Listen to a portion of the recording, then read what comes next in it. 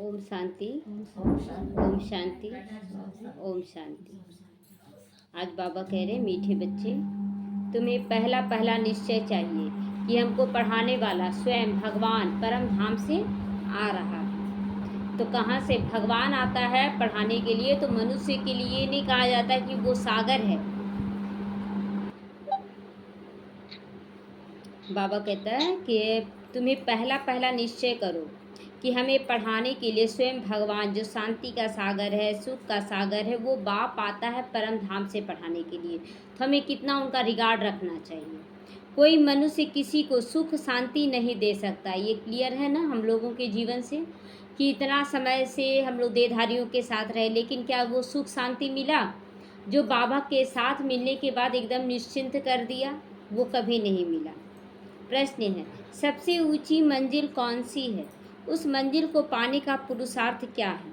उत्तर है, एक बाप की याद अगर पक्की हो जाए, बुद्धि और तरफ से निकल जाए, यह ऊंची मंजिल, यही ऊंची मंजिल। मतलब कोई भी देहधारी याद ना आए, कोई भी दुनिया का वस्तु वैभव ना याद आए। जैसे खेल रहे हैं, बस खेल रहे हैं, ये नहीं कि खेल में ही रमे रहें। नहीं, खेले अपने घर आ जाए, खेले बाप की गोद में आ जाए। इसके लिए आत्म अभिमानी बनने का पुरुषार्थ करना पड़ेगा कि मैं आत्मा हूँ। जैसे कहीं भी जाते हैं तो घूम के अपने घर को लौटते हैं कि नहीं, कि रास्ते में रह जाते हैं? नहीं, ये दुकान सारे लोग चले जाएंगे तो अकेले क्या करेंगे? तो उसी तरह यहाँ भी है, सभी लोगों को अब जाना, सभी आत्माओं को बाबा लेने आया है। तो अब इस दुनिया से पूर्ण वैराग्य रखना है कि अब घर जाना है। जब तुम आत्म अभिमानी बन जाओगे तो सब विकारी ख्यालात खत्म हो जाएंगे। विकारी ख्यालात है ना, काम, क्रोध, लोभ, मोह, अहंकार, ईर्ष्या, द्वेष, झूठ, चुगली, ये सब विकारी ख्यालात है जो कि अब एकदम नहीं रहना चाहिए। बस आत्मा हूँ मैं, ऊपर से आई हूँ, यहाँ खेलने के लिए आई हूँ, बस यही मन में विचार रहना चाहिए। किसी से भी बात करें तो आत्मिक स्थिति में कोई देहधारी के रूप में अगर आप बात करेंगे तो वो भी आपको अधिकार से बात करेगा। आपको पहले वाइब्रेशन देना है कि तुम एक आत्मा हो, बस हम रोल प्ले कर रहे हैं। तुम मेरे पति पत्नी बच्चे परिवार ये नहीं हो। तो बुद्धि का भटकना फिर बंद हो जाएगा। बुद्धि नहीं भटकेगी, वो ऐसा कर रहा, वो ऐसा कर रहा, ये भटकेगा नहीं। बुद्धि देह की तरफ बिल्कुल दृष्टि ना जाए। बाबा क्लियर करा, देह की तरफ किसी की भी दृष्टि ना जाए। यह मंजिल है, इसके लिए आत्माभिमानी भव। वरदान दे दिया बाबा आज इसी में कि आत्माभिमानी बन जाओ। ओम शांति। रूहानी बच्चों के प्रति रूहानी बाप बैठ समझाते हैं। इनको ब्रह्मा बाप को रूहानी बाप नहीं कहेंगे। हम बच्चों को समझा रहे हैं कि ब्रह्मा बाप को रूहानी बाप नहीं कहा जाता है, वो तो तन का आधार बाबा लिया उसका। तो आज के दिन को सत गुरुवार कहते। गुरुवार कहना बहुत बड़ी गलती है। आज बाबा क्या बोला कि गुरुवार भी नहीं कहना है। गुरु का समय चला गया, देहधारी गुरुओं का। अभी तो सतगुरु का है ना। तो जब भी गुरुवार सतगुरुवार आए तो हमें क्या बोलना है? आज सतगुरुवार है, सतगुरुवार है। तो गुरु लोग तो बहुत ढेर हो गए, सतगुरु तो एक ही है। बहुत है जो अपने को गुरु भी कहते हैं और सतगुरु भी कहते हैं। बहुत ऐसे हैं जो अपने आप को गुरु भी कहते हैं और बोलते हैं ना श्री श्री 108 सतगुरु नाम रख लेते हैं। अभी सतगुरु भी एक है, एक व्यक्ति है ना, विदेशी है, वो अपने उसका नाम है सतगुरु। तो बहुत लोग कहते हैं, लेकिन अभी तुम बच्चे समझते हो ना कि गुरु और सतगुरु में क्या फ़र्क है। सतगुरु जो सत्य है, सत्य शरीर हो ही नहीं सकता। सत्य एक आत्मा है, तो आत्मा तो कोई है ही नहीं यहाँ पर, सब जीव आत्मा बन गए हैं। तो यहाँ सब गुरु हो सकते, सतगुरु नहीं हो सकते हैं। सत्य अर्थात ट्रुथ, सत्य एक ही निराकार बाप को कहा जाता है, ना कि मनुष्य को। तो सच्चा ज्ञान तो एक ही बार ज्ञान का सागर बाप आकर देते हैं। मनुष्य को कभी सच्चा ज्ञान दे ही नहीं सकते हैं। आत्मा का ज्ञान जो खुद ही मनुष्य बन गया, वो क्या ज्ञान देगा? वो किसी को सत्य ज्ञान क्या देगा? आत्मा का सच्चा एक निराकार बाप है। इनका नाम ब्रह्मा है, यह भी किसी को ज्ञान नहीं दे सकते हैं। अगर ज्ञान देने लायक रहते ब्रह्मा बाबा तो 12 गुरु क्यों करते? करने की दरकार क्यों पड़ी? क्योंकि ज्ञान नहीं था। ब्रह्मा में भी ज्ञान कुछ भी नहीं था। अभी भी कहेंगे इसमें सारा ज्ञान है नहीं, अभी भी कहेंगे बाबा कि उसमें सारा ज्ञान नहीं है। संपूर्ण ज्ञान तो ज्ञान सागर परम पिता परमात्मा में ही है। अभी ऐसा कोई भी मनुष्य है नहीं जो अपने को सतगुरु कहला सके। कोई भी सतगुरु नहीं कहला सकता। माना संपूर्ण सत्य कोई नहीं। तुम जब सत्य बन जाओगे तो फिर यह शरीर ही नहीं रहेगा, तो सतगुरु बनोगे कैसे? अगर आप शरीर छोड़ देंगे कि हम सतगुरु बन जाएं, तो शरीर छोड़ने के बाद आप ज्ञान देने लायक ही नहीं रहेंगे। तो बाबा कहता है कि फिर तुम्हारा शरीर ही नहीं रहेगा, और बाबा तो आधार लेता है शरीर का। मनुष्य को कभी सद्गुरु कह ही नहीं सकते हैं। मनुष्यों को तो पाई पैसे की भी ताकत नहीं गुरु बनने का, पाई पैसे का भी ताकत नहीं है। यह खुद कहते हैं ब्रह्मा बाबा, मैं भी तुम्हारे जैसा मनुष्य हूँ। ब्रह्मा बाबा कहते मैं भी तुम्हारे जैसा मनुष्य हूँ। इनमें ताकत की बात उठ नहीं सकती, ताकत की बात नहीं उठ सकती है कि ब्रह्मा में भी ताकत नहीं है, तो ये भी हमारे जैसे हैं। बस बाबा उनका शरीर का आधार लिया है। ये बाप पढ़ाते हैं ना कि ब्रह्मा, ये ब्रह्मा भी उनसे पढ़कर फिर पढ़ाते हैं। कोई भी बाबा से हम लोग पढ़ें, बाबा से कि मैं कौन, मेरा कौन, तब तो दूसरों को भी बता रहे हैं। तो ब्रह्मा बाबा को भी पढ़ाया गया, तब जाके वो दूसरों को बताने लगे। रात को चित्र बनवाता था बाबा, ऐसे चित्र अपने से चित्र नहीं बनाया ब्रह्मा बाबा। तो तुम ब्रह्मा कुमार कहलाने वाले भी परम पिता परमात्मा सतगुरु से ही पढ़ते हो। तुमको उनसे ताकत मिलती है। ताकत का मतलब ये नहीं कि कोई को घूसा मारो जो गिर पड़े, ये ताकत आजमाना नहीं है कि हम मारने पीटने लगे, ये ताकत नहीं, यह है रूहानी ताकत की बात, जो रूहानी बाप से मिलती है। आज रूहानी ताकत ही है ना जो बड़े बड़े काम भी आसान लग रहे हैं, कोई भी परिस्थिति को पार करना आसान लग रहा है। तो याद के बल से तुम शांति को पाते हो, और पढ़ाई से तुमको सुख मिलता है। जैसे और टीचर्स तुमको पढ़ाते, वैसे बाप भी तुमको आकर पढ़ा रहे हैं। डेली पढ़ाते हैं ना, स्कूल का टाइम एक जैसा रहता है, तो यहाँ भी एक ही टाइम रहता है। यह भी पढ़ते हैं, स्टूडेंट है, लेकिन अंतर क्या है ना दोनों का पढ़ाई में, कि लौकिक पढ़ाई में अगर थोड़ा गर्मी कर दिया तो पढ़ाई बंद, छुट्टी हो जाता है। ठंडा का छुट्टी दे दिया जाता है ना। कोई भी फेस्टिवल आता है तो छुट्टी दे दिया जाता है। यहाँ पर बाबा कोई छुट्टी नहीं देगा। क्यों? क्योंकि ये एक ही बार 5000 साल के लिए पढ़ाना है, और अगर बाबा भी छुट्टी मारेगा तो कैसे पढ़ाई पूरा करेगा, इसलिए यहाँ छुट्टी नहीं है। यह भी पढ़ते हैं ब्रह्मा बाबा। देहधारी जो भी है वे सभी स्टूडेंट है। बाप को तो देह है ही नहीं, वो निराकार है, वो आकर पढ़ाते हैं। जैसे और स्टूडेंट पढ़ते वैसे तुम भी पढ़ते हो। ब्रह्मा बाबा को कह रहे हैं कि जैसे और स्टूडेंट पढ़ते वैसे ब्रह्मा भी पढ़ते, और तुम बच्चे भी पढ़ते हो। इसमें मेहनत की बात नहीं। पढ़ने में कोई मेहनत है क्या? आकर सुन रहे बस। तो पढ़ने समय हमेशा लेकिन ब्रह्मचर्य में ही रहना पड़ता है। जैसे बच्चे पढ़ते हैं तो ब्रह्मचर्य में पढ़ते, बोलते ना कि देखो बाद में तो शादी ब्याह होना, अभी से क्यों इसमें भटक जा रहे हो। बच्चों को समझाते हैं ना, पहले पढ़ाई कर लो, जॉब कर लो, उसके बाद शादी ब्याह करना। तो यहाँ भी बाबा कहता है बच्चे अभी पढ़ लो, अब पढ़ के फिर जॉब कर लो। जॉब कौन सा जॉब है हमारा? जॉब क्या है? जॉब है सतयुगी में ऊंचा पोस्ट लेना। सतयुग में ऊंचा पोस्ट, अभी पढ़ जो रहे हैं ना उससे ही ऊंचा पोस्ट लेंगे। तो ऊंचा पोस्ट, उसके बाद वहाँ शादी ब्याह होगा कि नहीं? यहाँ शादी करने के लिए मना कर रहा ना बाबा। सतयुग में शादी होगा कि नहीं? शादी होगा ना, वो भी माँ बाप की मर्जी से करेंगे कि अपनी मर्जी से करेंगे?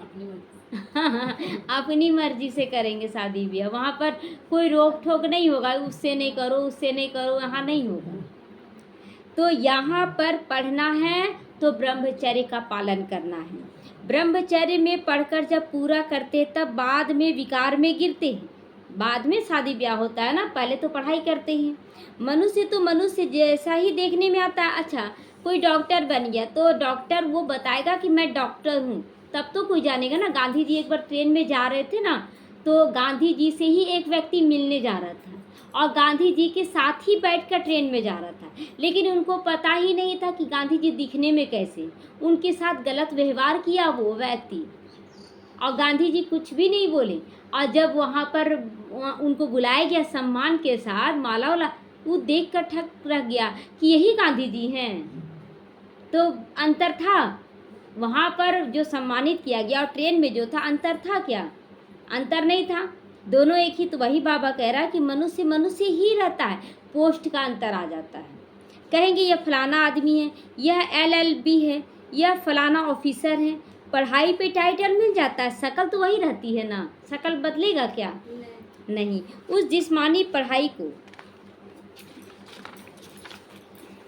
तुम जानते हो, पढ़ चुके हैं ना, बाबा से ज़्यादा अच्छी तरह से कौन जानता है जिस्मानी पढ़ाई को? हम बच्चे जानेंगे ना जिस्मानी पढ़ाई को। साधु संत आदि तो जो शास्त्र पढ़ते हैं और पढ़ाते हैं, उनमें भी कोई बड़ाई की बात नहीं है। शास्त्र पढ़ने और पढ़ाने में कोई बड़ाई नहीं है। उससे कोई को शांति मिली क्या? अगर शांति मिल जाती तो लोग भटकते क्यों? भटकते, लोग भटकते ही नहीं। तो बाबा कहता उसमें कोई शांति नहीं है। खुद भी शांति के लिए धक्के खाते तो दूसरों को क्या शांति देंगे? जंगल में अगर शांति होती तो फिर वापस क्यों लौटते गृहस्थियों के पास मांगने के लिए? जंगल में ही रहते तो वहाँ पर त्याग तपस्या कर लेते हैं, सिद्धि हासिल कर लेते हैं, फिर उसका कुछ भी फल पाने के लिए गृहस्थियों के पास लौट जाते हैं। तो मुक्ति को कोई नहीं पाता। जो भी अच्छे अच्छे नामी ग्रामी राम कृष्ण परमहंस आदि होकर गए हैं, वह भी पुनर्जन्म लेते लेते आज नीचे आ गए हैं। मुक्ति, जीवन मुक्ति को कोई भी नहीं पाता। ये राम कृष्ण परमहंस किस कुल के होंगे? इसी कुल के होंगे। राम कृष्ण जो जितने भी महान महान आत्माएं, पुण्य आत्माएं होकर गए हैं, वो देवी देवता कुल की ही आत्मा है। तमो प्रधान बनना ही है। देखने में तो कुछ भी नहीं आता, पता चलता है कि अभी वो आत्मा, बुद्ध की आत्मा, मीरा की आत्मा शायद इसी में बैठी हो, पता चल रहा है क्या?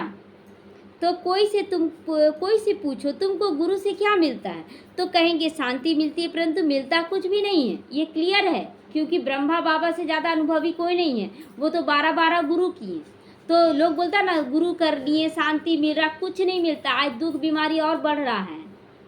शांति का अर्थ तो जानते नहीं कि शांति मिलता कहाँ से है। कहाँ मिलता है शांति? शांति कहाँ मिलता है? अपने अंदर मिलता है। अपने अंदर ही शांति है। कस्तूरी मिरिक का नाम सुने होंगे। वो खुशबू के पीछे एक खुशबू होती है, उसके पीछे पूरा जीवन भागती है, और अंतिम में उसको पता चलता है उसके नाभि में ही कस्तूरी है। उसी खुशबू के पीछे भागती रहती है। तो वास्तव में शांति हमारे अंदर है। हम बाहर ढूंढ रहे हैं, कहीं शांति नहीं है, हमारे अंदर शांति है। इसीलिए इसका प्रतीक क्या है कि कहीं भी घूमने चले जाइए, सोचिएगा वहाँ जाएंगे तो अच्छा लगेगा, वहाँ जाएंगे, कहीं नहीं अच्छा लगे, लौट के फिर घर को बुद्धू आए। बुद्धू उसको कहा जाता, लौट के बुद्धू घर को आए। घर में आए फिर बोलते सबसे अच्छा शांति घर में ही, बोलते हैं कि नहीं? चाहे किसी का घर महल हो, किसी का झोपड़ी हो, कुछ भी हो, लेकिन वो यही शब्द यूज करता है कि अपने घर में जो शांति है वो कहीं नहीं। तो घर एक प्रतीकात्मक दिया गया है, उसी तरह ये शरीर रूपी घर के अंदर ही शांति है। तो अभी तुम सब बच्चे समझते हो बाबा ज्ञान का सागर है, और कोई साधु संत गुरु आदि शांति का सागर हो ना सके। मनुष्य किसी को सच्ची शांति दे ही नहीं सकता। तुम बच्चों को पहले तो निश्चय करना है कि शांति का सागर एक बाप है जो हमको पढ़ाते हैं। शांति का सागर बाप है, और वो हमें मास्टर सागर बना देता है। शांति इतना दे देता है कि हम दूसरों को भी देते जाए ना तो खाली नहीं होंगी इस जन्म में। लेकिन क्या होता है कि अपने पास स्टॉक कम होता है ना, तो शांति खाली हो जाता है। सृष्टि का चक्र कैसे फिरता है वह भी बाप ने समझाया है। मनुष्य को कभी भी सुख शांति दे सकता है? नहीं दे सकता। बाबा बार बार क्लियर कर रहा है। इसलिए बहुत आज एक सास बोल रही है बहू मेरी बात नहीं करती है, अटकी हुई है देहधारियों के पीछे। तो जब हम आत्मा का पाठ पक्का कर लिए तो कोई सास और बहू है ही नहीं, तो फिर हम ये उम्मीद लगा कर बैठे कि बहू मेरी बात नहीं कर रही है, सास ऐसी है, तो ये भी तो रॉन्ग हो जाएगा ना। ननद बोले भाभी बात नहीं कर रही, भाभी बोले ननद, ये सब तो देहधारियों का है स्थिति। हमें तो आत्मा बन के चलना ना, आत्मा और परमात्मा, और कुछ नहीं। तो यह ब्रह्मा उनका रथ है, तुम्हारे जैसा स्टूडेंट ही है ब्रह्मा बाबा भी। यह भी गृहस्थ व्यवहार में रहने वाला था, सिर्फ बाप को अपना रथ लोन में दे दिया, सो भी वानप्रस्थ अवस्था में दिया, 60 साल के बाद दिया। तुमको समझाने वाला लेकिन एक बाप है। वह बाप कहते तुमको निर्विकारी बनना ही होगा। क्लियर है? विकार का अंश वंश समाप्त करना ही होगा। जो खुद नहीं बन सकते तो फिर अनेक प्रकार की बातें करेंगे, गालियाँ भी देंगे, नहीं बन सकते हैं ऐसा कैसे होगा। आज देखिए गर्मी को गाली दे रहे हैं, सही है? प्रकृति भी बीमार है और आत्मा भी बीमार है। परमात्मा आकर जान रहा है कि हम बच्चे थे, कैसे थे, खट्टे, तीखे, कड़वे, नमकीन, हर तरह के थे, मीठे नहीं थे। ये तो क्लियर है, मीठे नहीं थे। लेकिन बाबा एक ही शब्द यूज करता है, मीठे बच्चे, मीठे बच्चे, और कहते कहते मीठा बना रहा है। और हम बार बार बोले बहुत गर्मी, बहुत गर्मी, तो ये भी गलत है। बोलिए सब ठीक है क्या? आपके बोलने से गर्मी ठीक हो जाएगा? नहीं ना होगा। फिर भी मुख से निकालते हैं बहुत गर्मी, तो आप तो गर्मी को क्या कर रहे, बहुत खराब हो तुम, इसी वाइब्रेशन से बोलते हैं ना। नहीं बोलना है, हो रहा है ना, कोई बात नहीं, आप समाधान करें या तो फिर उसको अंदर ही अंदर सहन करके ख़त्म कर दें। तो गालियाँ भी देते ना, कितना सूरज आग उगलता है, गाली दे रहे हैं ना, कितना गर्मी पैदा हो गया। समझते हमारा जन्म जन्मांतर का भोजन जो बाप का वर्षा मिला हुआ है वो छुड़ाते हैं। बाबा कहता है ना कि ये कि जो खुद नहीं बनते दूसरों को बनने नहीं देते, गालियाँ देते, जैसे कि कोई विकार को छोड़ नहीं पाते। तो हम बच्चों को भी क्या करते हैं, इन लोग गलत कर रहा है, इन लोग ऐसे विकार को छुड़ा देता है, गालियाँ भी देते हैं, तो खुद भी नहीं छोड़ते और हम लोगों को छुड़वा देते, बाबा से किनारा करवाना चाहते हैं। अब छुड़ाते वह बेहद का बाप है ना। अभी बेहद का बाप क्या बोलते, बच्चे तुमको छोड़ना है, क्या छोड़ना है, जो हद का जो दुख बीमारी का कारण है विकार, उसको छोड़ना है। बाबा बोलता है विकार छोड़ो, और विकारी दुनिया क्या बोलती है, बाबा को छोड़ दो, क्यों, विकार मत छोड़ने देंगे, विकार नहीं छोड़ने देंगे। तो इनको भी उसने छुड़ाया, ब्रह्मा बाबा को। बच्चों को भी बचाने की कोशिश की, जो निकल सके उनको निकाल लिया। ब्रह्मा बाबा भी बहुत बच्चों को निकालने की कोशिश किए, जो निकला निकला, जो नहीं निकला फंस के मर पड़ा। तो अब तुम बच्चों की बुद्धि में रहना चाहिए कि हमको पढ़ाने वाला कोई मनुष्य नहीं, सर्वशक्तिमान एक निराकार बाप को कहा जाता है। और किसको कहा नहीं जा सकता, परम आत्मा, परम शिक्षक, किसी को नहीं कहा जा सकता है। वही तुमको नॉलेज दे रहे हैं, बाप ही तुमको समझाते हैं। यह विकार तुम्हारा सबसे बड़ा दुश्मन है, इसको छोड़ो। काम विकार सबसे बड़ा दुश्मन है, केवल शरीर से ही नहीं मन से भी इस विकार को छोड़ना है। फिर जो नहीं छोड़ सकते वे कितना झगड़ा करते रहते हैं, शरीर भान में फंसे रहते हैं ना, ये ऐसा है, ये ऐसा, अगर ये बोलते हैं ना तो ये भी एक काम विकार है, उसे कामना रख रहे हैं। तो बाबा कहता तुम आत्मा हो, खेल कर रहे हो, तुमको जो मिला उसमें संतुष्ट रहो, सबका अपना अपना पाठ नूंधा हुआ है। तो माताएं भी कोई कोई ऐसी निकल पड़ती है ना, विकारों के लिए बड़ा हंगामा कर देती है, लड़ाई झगड़ा कर देती है।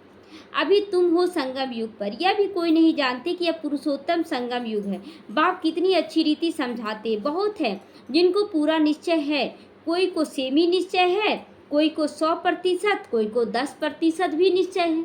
ऐसे ही बहुत बच्चे हैं कि जिसको 100% है, किसी को 90 है, किसी को 50 है, किसी को 10% ही मात्र निश्चय है। अब भगवान श्रीमत देते, बच्चे मुझे याद करो, यह है बाप का बड़ा फरमान। निश्चय हो तो उस फरमान पर चल सके, चले ना।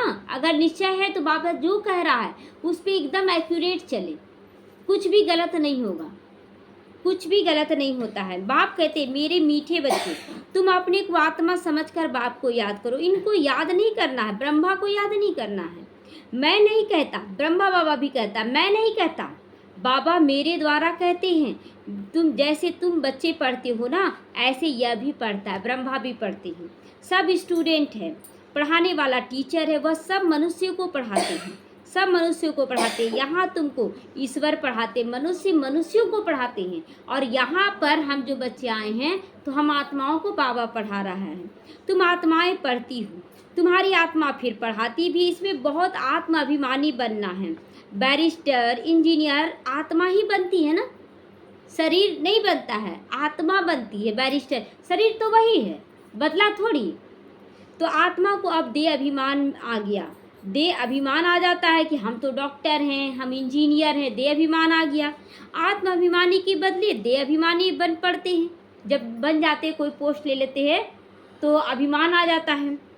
अब जब आत्माभिमानी हो तब विकारी नहीं कहला सकते। जब आपके अंदर आत्माभिमानी स्थिति, तब विकारी नहीं कहला सकते। तो आत्माभिमानी स्थिति में आपके अंदर कोई लोभ, लालच, काम, क्रोध, ईर्ष्या, द्वेष नहीं रहेगा, तब कहेंगे निर्विकारी।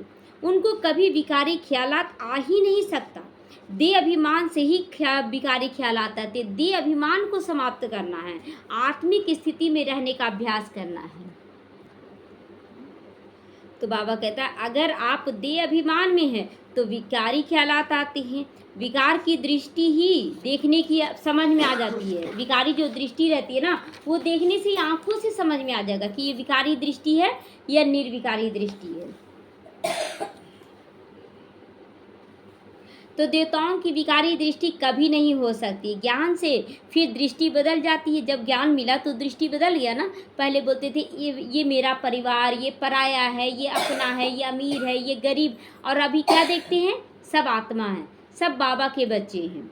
जो कोई भी ब्राह्मण आत्मा भी कितना भी खराब हो ना, लेकिन अंदर में यही भाव आता है कि बाबा बहुत बार बोला ना, बच्चे वो आत्मा मेरे द्वारा चुनी गई आत्मा है। कम से कम इस विशेषता को देखकर उसको मान जरूर देना है कि उसके अंदर ये विशेषता है कि उसने भगवान को पहचान लिया। इस विशेषता से सबको मान जरूर देना है। तो बस और कोई विशेषता नज़र ना आए तो कम से कम इस विशेषता को ज़रूर सामने रखेंगे। सत्युग में ऐसे थोड़े ही प्यार करेंगे, डांस करेंगे। यहाँ पर जो प्यार करते हैं परमात्मा से और मन ही मन डांस करते हैं, वो डांस वहाँ पर स्थूल रूप से होगा, लेकिन देवी देवताओं के साथ, परमात्मा के साथ मन का डांस नहीं होगा। तो वहाँ प्यार करेंगे परंतु विकार की बास नहीं रहेगी। यहाँ पर जैसे कि देहधारियों से प्यार करते हैं तो उसके शरीर को प्यार करते हैं। एक बच्चे को भी प्यार करते हैं तो आत्मा को प्यार नहीं करते हैं, उसके शरीर को प्यार करते हैं। बहुत प्यारा बच्चा है बोलते हैं, प्यारा उसका शरीर लगता है। आप चेक कीजिएगा कि शरीर ही प्यारा लगता है। जन्म जन्मांतर विकार में गए हो ना तो वह नशा मुश्किल से उतरता है। बाप निर्विकारी बनाते हैं तो कई बच्चियां बिल्कुल मजबूत भी हो जाती हैं। बहुत बस हमको तो पूरा निर्विकारी बनना ही है, चाहे कुछ भी झेलना पड़ जाए। क्या मन में संकल्प लेती हैं कि मुझे तो निर्विकारी बनना ही है। हम अकेले थे, अकेले जाना है, फिर क्यों हम इसमें पड़े कि कोई मेरा साथी नहीं है। अकेले आए थे, अकेले जाएंगे, अकेले कर्म करेंगे, अकेले उसका फल भोगेंगे, और अकेले ही भगवान को याद करना, तो फिर हम साथी क्यों खोजें। उनको कोई थोड़ा टच करेगा तो अच्छा नहीं लगेगा। जो ऐसे निर्विकारी बनते हैं ना, अगर कोई हल्का सा भी टच करेगा तो उसको अच्छा नहीं लगेगा। शरीर को मत टच करो, आत्मिक स्थिति में रहो। कहेंगे यह हमको हाथ क्यों लगाते हैं, इनमें विकार की बांस आती है। पता चल जाता है ना, विकारी हमको टच भी ना करे, इस मंजिल पर पहुंच रहा है कि वो टच करने से डरे। ऐसा स्थिति अपना बनाना है। देह तरफ बिल्कुल दृष्टि ना रहे, वह कर्मातीत अवस्था भी बनानी है, बनी नहीं है। तो अभी तक ऐसा नहीं है कि सिर्फ आत्मा को तुम देखते हो, ऐसा है अभी भी देह को देख लेते हैं। मंजिल है लेकिन अभी पहुँचे नहीं हो। बाप हमेशा कहते बच्चे अपने को आत्मा समझो, यह शरीर तुम्हारी दुम है। जानवरों को दुम दिखाते हैं ना, पूंछ दिखाते हैं ना, तभी देवभान का पूंछ लटका हुआ है। ये लास्ट में होगा जब हम पूरी तरह से आत्माभिमानी कर्मातीत को पहुँचेंगे तो उसी के बाद देवता बनते। अभी देवता नहीं, अभी दुम लटका हुआ है जिससे तुम पाठ बजाते हो शरीर द्वारा। कई कहते इनमें शक्ति है, परंतु शक्ति की कोई बात ही यहाँ नहीं है। ये बोलते नहीं इसमें बहुत शक्ति है। शक्ति तो बाबा दे रहा, दिव्य शक्ति दे रहा है। यह तो पढ़ाई की शक्ति है। जैसे और भी पढ़ते वैसे तुम भी पढ़ते हो। प्यूरिटी के लिए कितना माथा मारना पड़ता है, पवित्रता के लिए बड़ी मेहनत है। इसीलिए बाप कहते एक दो को आत्मा देखो। सत्युग में तुम आत्माभिमानी होकर ही रहोगे। वहाँ पर आत्माभिमान बाबा कहते हैं वहाँ आत्माभिमानी बनकर रहेंगे। वहाँ रावण राज्य ही नहीं, विकार की बात ही नहीं, ज्ञान ही नहीं रहेगा। जैसे बच्चा जन्म लेता है उसके अंदर विकार रहता है, उसको पता भी नहीं रहता है क्या है विकार। तो यहाँ रावण राज्य है ना, सब विकारी है। इसीलिए बाप आकर निर्विकारी बनाते हैं। नहीं बनोगे तो सजा खानी पड़ेगी। बाबा कहता ना नहीं बनोगे तो सजा खानी पड़ेगी। जब पानी पी रहे थे, आज थोड़ा गर्म पानी हो जाता था तो कुछ नहीं करते, पानी डायरेक्ट पी रहे थे। तो मन में आया कि बाबा, सो पानी तो शीतल अच्छा लगता है पीना, सो हम लोगों को भी एकदम शीतल हो जाना चाहिए। तो तुरंत बाबा जानते टच किया कि जब बहुत गर्मी है ना, तब शीतल पानी का ज़रूरत है, लेकिन अगर बहुत ठंडा रहे तो क्या ठंडा पानी पिएंगे? फिर आप क्या बोलेंगे? थोड़ा गर्म कर ले। मतलब टेम्परेचर एकदम मीडियम में होना चाहिए, है ना?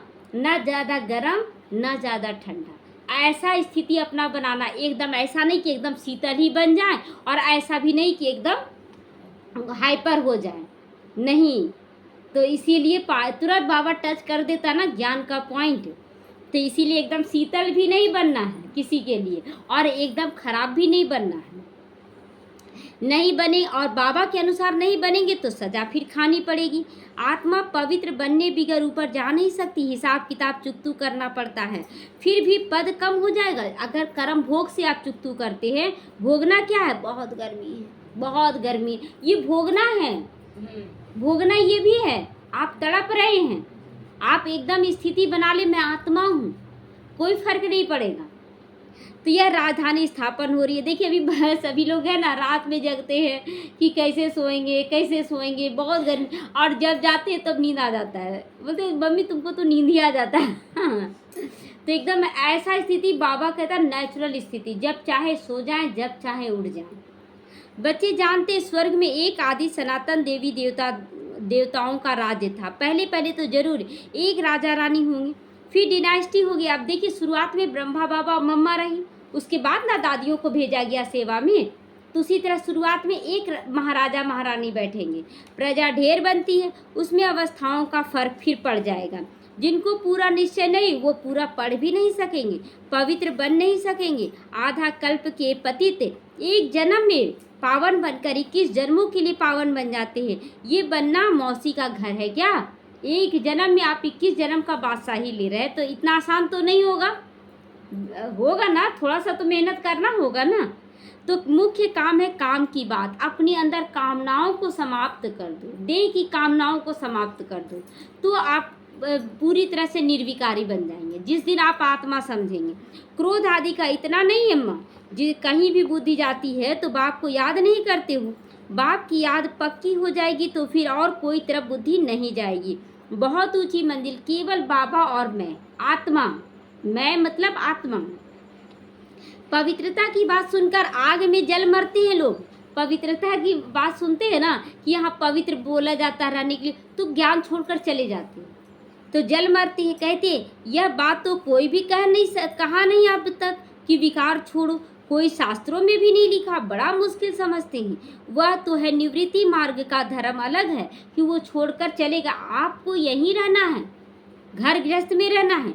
उनको तो पुनर्जन्म लेकर फिर संन्यास धर्म में जाना है, वही संस्कार बोले जाते हैं छोड़ने का। तुमको तो घर बार कभी भी नहीं छोड़ना है, चाहे कितना सहन भी करना पड़े। समझाया जाता भल घर में रहो, उन्हों को भी समझाओ।